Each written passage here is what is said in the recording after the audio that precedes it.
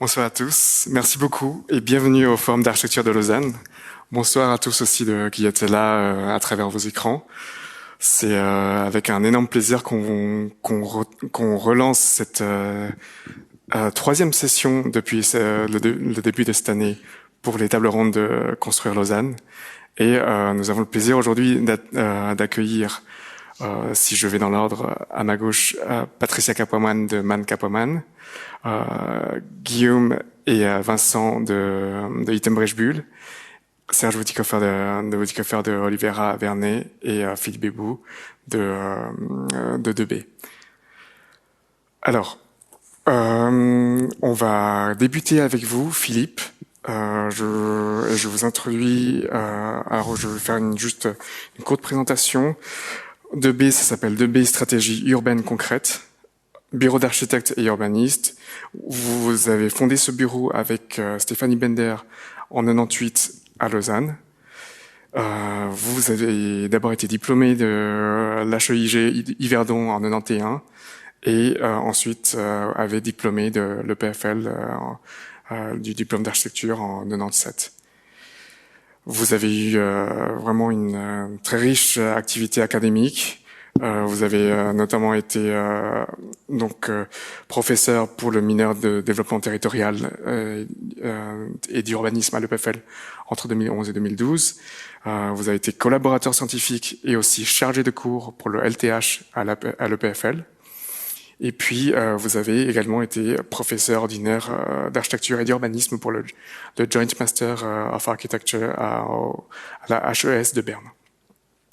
Et puis, pour aussi citer rapidement quelques concours que vous avez gagnés récemment, on peut parler des espaces publics, des grands essais à Genève remportés en 2019, le Vieux Lully, qui sont des logements, des espaces publics et une salle de spectacle en 2017, et puis aussi notamment la patinoire provisoire du Lausanne Hockey Club en 2016, qui n'a malheureusement pas été réalisée.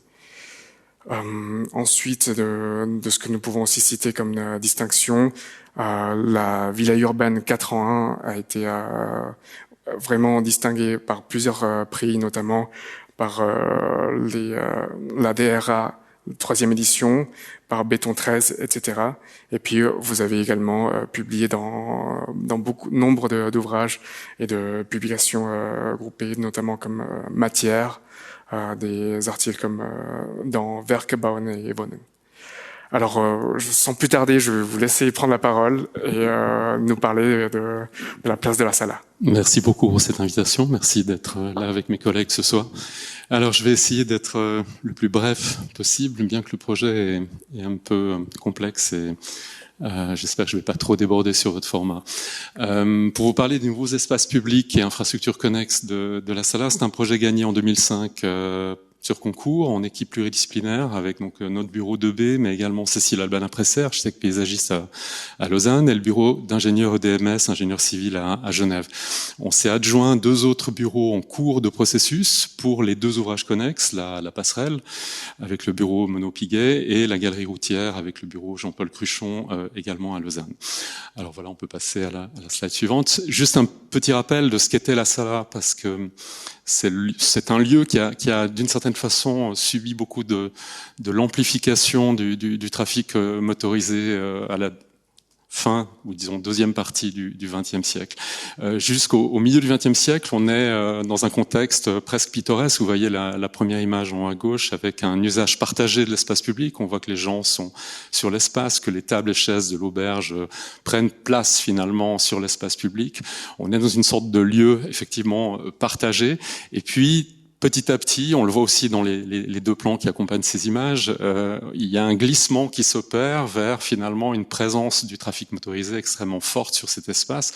On l'a maintenant oublié parce que les voitures ne sont plus sur l'espace, certes, mais juste avant le concours, en 2005, vous aviez effectivement 7 pistes de voies motorisées, voitures, bus, plus des pistes, entre guillemets, des zones de stationnement qui occupaient l'espace central de ce plateau de la Sala, qui était donc une avenue et qui est devenue une place en 2016 ou 2017 lors de l'inauguration de cet aménagement. On peut passer à la suivante. Voilà le projet tel qu'il a été réalisé au final. Bien sûr que le projet a évolué depuis le concours, mais deux éléments clés qui étaient déjà là au moment du concours sont bien sûr restés tout au long de ce processus. Le premier, c'était de travailler sur un sol qui permette d'identifier ces nouveaux usages partagés, piéton-bus, avec une matière qui est peu usitée à Lausanne pour l'espace public, qui est le béton, qui est très commune à Genève avec les trottoirs béton, mais moins utilisée à Lausanne. Ces bandes claires que vous voyez, qui sont plus intenses dans la partie centrale, cherchent à relier les deux façades finalement de ce plateau de la Sala, qui sont occupés par des commerces, mais également à relier l'interface de transport public bus avec la station de M2 qui, malheureusement, n'est pas au centre de la place, mais à l'ouest, à l'arrière, en quelque sorte, de la place. Donc ce sol a toujours été présent. Le motif, lui, a évolué, bien sûr, au fil du projet, dans ses limites, mais disons, ce motif était là dès le départ. Et puis l'autre élément clé du projet, qui a donné d'ailleurs le nom du projet, Tilia, au moment du concours, c'est la plantation de 127 tilleuls. On est donc sur une surface de 1,6 hectare, on est dans des grands dimensionnels, mais 127 tilleuls en milieu urbain, c'est pas anodin, c'est une densité relativement forte végétale. Alors bien sûr qu'il faut que ces arbres qui ont été plantés entre 2016 et 2018, notamment avec les enfants de l'école de la Sala, mais qui prennent pied, qui prennent place, entre guillemets, qui se développent. Il leur faudra 10-15 ans puis pour arriver à une certaine maturité. Mais il y a un enjeu dans ce projet sur la capacité du végétal à peut-être donner un nouveau caractère à cet espace, dont bien sûr on ne maîtrisait pas les façades, puisqu'on aménageait uniquement le vide dans le cadre de ce projet. Les deux ouvrages connexes qui accompagnent l'aménagement urbain, donc la passerelle de la Sala et la galerie, j'en parlerai un peu à la fin de la présentation. On peut passer à la slide suivante. Une image lors de la livraison entre guillemets du projet en 2018. Depuis, il y a juste eu une deuxième phase de complément de mobilier avec des bacs plantés, floraux et des tables et bancs en libre service. Mais vous voyez finalement cette linéarité de cet espace qu'on a toujours appelé un espace continuum. Ça n'a jamais été une place jusqu'à ce baptême en fait en 2016-2017. C'était une avenue. Donc un espace public d'un nouveau type, effectivement, avec peut-être des nouveaux usages à inventer pour ce lieu, mais qui nous semblait intéressant d'accepter dans cette linéarité avec ces alignements d'arbres qui, lorsque les arbres seront arrivés à maturité, participeront aussi d'un équilibre climatique pour cet espace. Peut-être une chose encore, l'échelle des volumes, on voit que depuis effectivement des bâtiments de grandes dimensions sont venus autour de la place et ce mouvement va continuer. On a notamment, il y a un projet au sud-est de cet espace, à droite de cette photo, qui fait 2 étages de plus que le bâtiment Coop, Migros, UBS. Donc on aura toute une série de grandes formes effectivement qui vont venir occuper ce plateau de la Sala. L'élément identitaire du projet, je l'ai dit, c'est la plantation de ces 127 tilleuls. Pourquoi les tilleuls? Ils étaient présents sur l'avenue du Bugnon, ils étaient présents sur la place aussi, il y avait une quinzaine de spécimens sur la place, et puis présents sur la route de Berne, donc un élément identitaire. De cet élément qui a donc été à la base du projet, on a finalement tiré un autre élément identitaire du projet, qui est sa matérialité. Le projet utilise du bois et de la fonte. Cette fonte végétale, comme on l'a nommée, vous voyez comment le motif finalement a été créé à partir des feuilles de tilleul. C'est là aussi peut-être un élément à souligner, parce que la fonte, elle est présente dans l'espace public depuis le 18e. C'est un matériau extrêmement durable. Vous pouvez donner des coups de latte dedans, ces plaques ne bougeront pas, c'est un matériau qui s'auto-stabilise en termes de corrosion et surtout c'est un matériau qui est fait à partir de 95% de matière recyclée. C'est-à-dire qu'en fait, c'est un matériau qui, du point de vue d'une vision globale d'un développement durable, est extrêmement intéressant parce qu'on recycle finalement notre ferraille, notre production, et puis on y adjoint en plus du carbone pour la rendre ductile, c'est-à-dire du CO2 qui obsède tout le monde en ce moment. Donc on est face à un matériau qui, sous peut-être une image métallique, semble moins environnemental qu'un autre, mais qui est excessivement intéressant pour l'espace public, et puis qui en plus, dans le cas présent de la Sala, a été produit, les 2000 plaques de fonte ont été produites en Suisse. Malheureusement, l'usine a été, je crois, fermée par Fonroll depuis, mais disons, on était dans des cycles courts de matériaux, ce qui est toujours une donnée importante pour nous. Donc on trouve cette fonte sur les fosses de plantation pour que ces arbres puissent se développer pleinement. Il fallait leur assurer des belles conditions au niveau du sous-sol, entre guillemets. Dans l'espace urbain, on a toujours beaucoup de raisons dans les sous-sols, donc il y a des fosses linéaires qui ont été créées avec ces plaques qui viennent les occulter.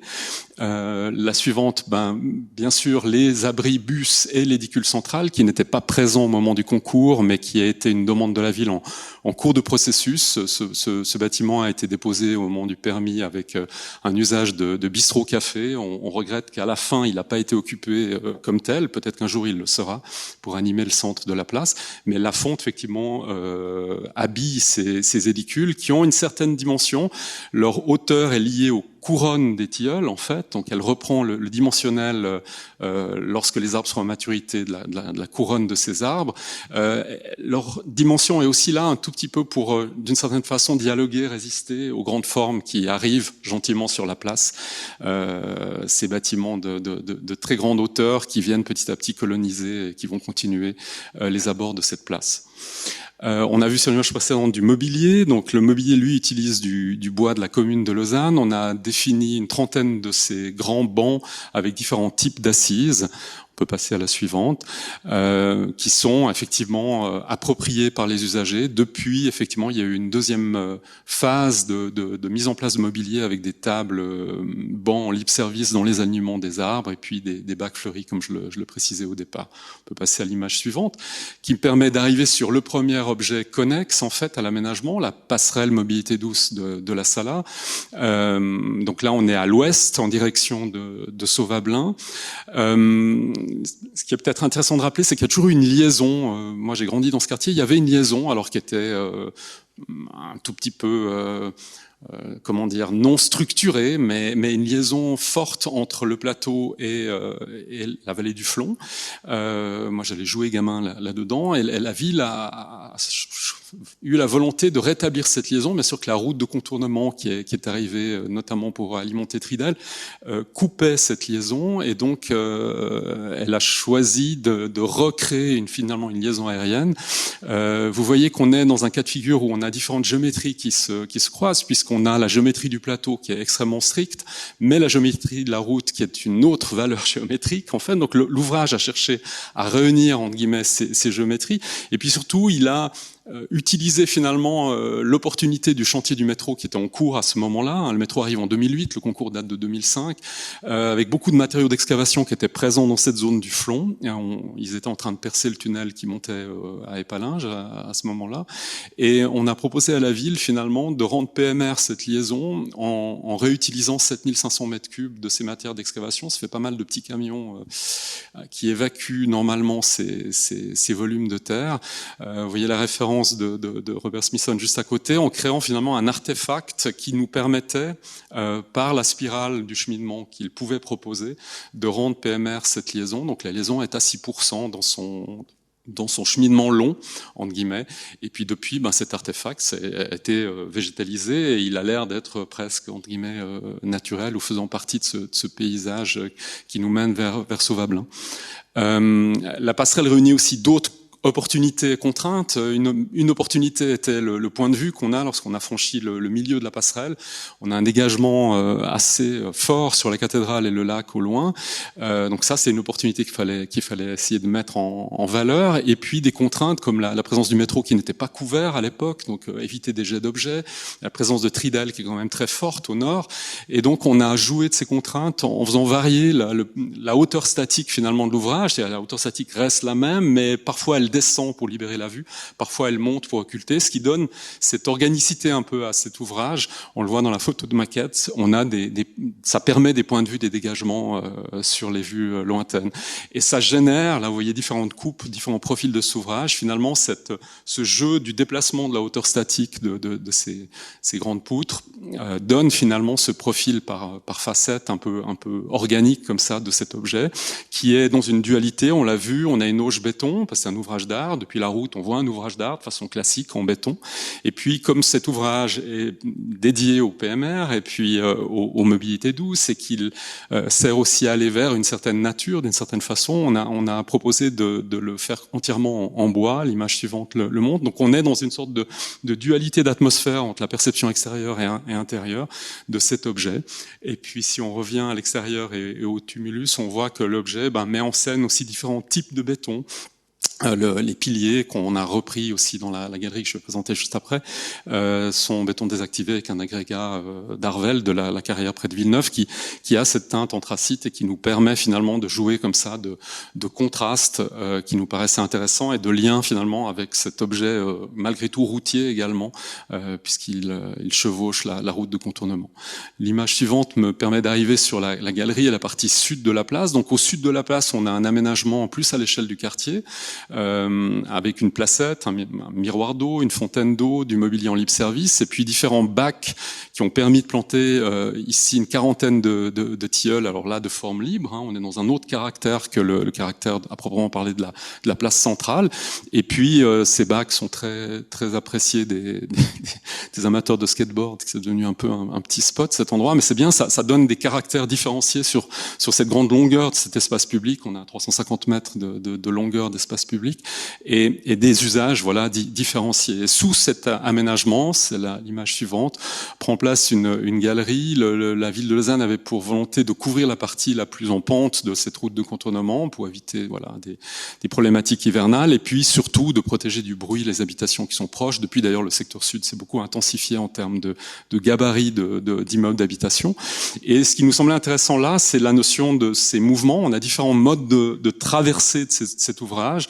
On est dedans dans le trafic motorisé, on est à côté comme piéton et on pénètre dedans et on est latéralement effectivement à côté depuis le métro et chaque fois avec des vitesses différentes. Donc on a travaillé dans cet ouvrage un peu des notions de cinématique, de fragmentation et d'où le facettage entre guillemets, ces piliers identiques presque à la passerelle mais qui jouent de décalage et qui s'enchevêtrent dans les images qui suivent, voilà, pour créer finalement des effets de cette mise en mouvement. On a des effets visuels qui sont extrêmement changeants, que l'on monte, que l'on descende dans la galerie, c'est les images qui suivent, avec ces piliers qui s'enchevêtrent. Et puis effectivement, le soir, on l'a vu dans la dernière image, une mise en scène finalement de la projection de ces éléments de cet ouvrage d'art pour que cette perception de la galerie change en permanence. Je termine juste avec cette question pour moi qui à mon avis, touche un peu cette problématique de construire Lausanne. Comment construire Lausanne? Enfin, comment finalement intensifier ou faire évoluer notre contexte?